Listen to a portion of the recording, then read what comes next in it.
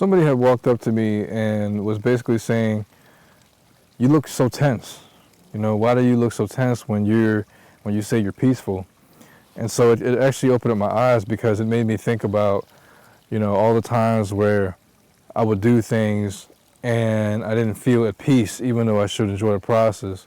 It's like setting this up and this camera and everything. And so for me as a person, I felt like I needed to hear that because I always think there's no coincidences.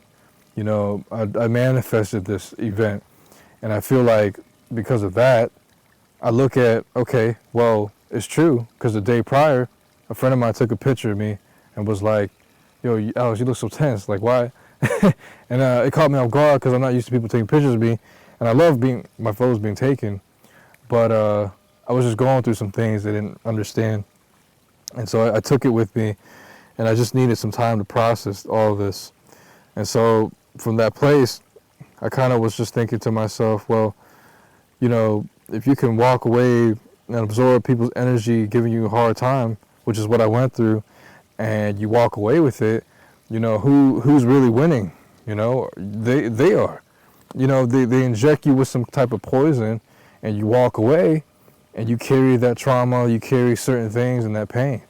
Meanwhile, the same people hurting you probably eating a turkey leg and drinking a wine out of a chalice. And I always understood that concept since I was a teenager.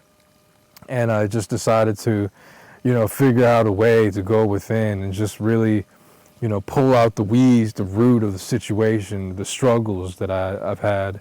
And I think that's a really ideal way to live because, there's going to always be difficult people in this world. People come and go, friends come and go. I've lost friends to the grave. I've been to 4 to 5 funerals in my lifetime, and I'm sure other people have been through way more. But these are things that I manifest, I believe, or go through subconsciously because I truly want to enjoy and live my life to the fullest.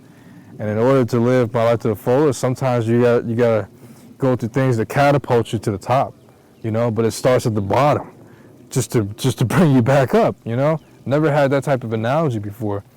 And so for me, like as a person, I'm going to be thinking about ways to solve every problem and solution and find solutions to it, but I'm a man. Sometimes I need help in life. And, I was going through a situation where I was dealing with somebody that I questioned about romantically. And, I was looking back in hindsight, it was kind of like embarrassing because I would talk to like 5 different people about it. And everybody had different opinions about it. But I was so open-minded to being wrong, and I was open-minded to just things in general that I just wanted to learn and know. But at the end of the day, it's like when I was going through a phase where I wanted to know the answer. I wanted to understand things. And when I wanted to know, the further back somebody walked away or wasn't available to talk to. And I would go through this so much that I had no choice but to really listen to my own voice. And when I did, I realized that I was making better decisions from that place because nobody knows you better than you know yourself. And what happens when you don't know who you are? What happens when you're programmed to listen to your parents and everything and feel ashamed for, always having to second guess your decisions in life. And I got tired of that. And then it got to a point where like my heart was affected, my body was affected, muscle aches and this and that. So it wasn't just an emotional thing, it became a physical thing I could not ignore.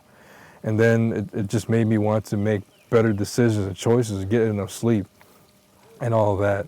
And about, my pops actually, he met my mom because he had a bad situationship with his first wife, right? His first child, my half brother.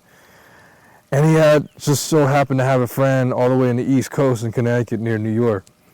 And he just wanted to travel in his early 30s. Where do I go next? And he met my mom, got the job there, and the rest is history. Out came me of my mother's womb. I had my father came 2 seconds later, would I even exist? And it's just, it's the story, it's the stories that we tell ourselves, and the story doesn't stop to the casket drop, man. And I always will believe that there's good people in this world out there, you know, and because of that subconscious belief system, I always manage to attract better and better friends into my life. But let's say you get hurt so much, right? And you don't trust people, you don't give people chances, and you stay at the house eating up a tub of ice cream all day. Well, that's okay if you're happy with what you're doing. But what happens when you're not happy? You know, and I always saw the future at times while trying to be in the present. Even as a teenager, how do I want to live my life to where I don't become a 90-year-old person in a nursery home living with regrets? You just do the things that you feel and then have a story to tell later on. Damned if you do, damned if you don't.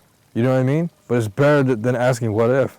Now there's certain things that I come across where I will ask that question, but it's better than living in fear.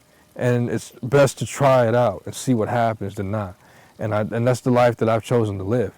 And what that's got me, where that's got me, is in front of you guys, this nice, beautiful microphone, nice setup, this nice glasses, you know, living fearlessly, living boldly, and just having a vision, a clear cognizance of knowing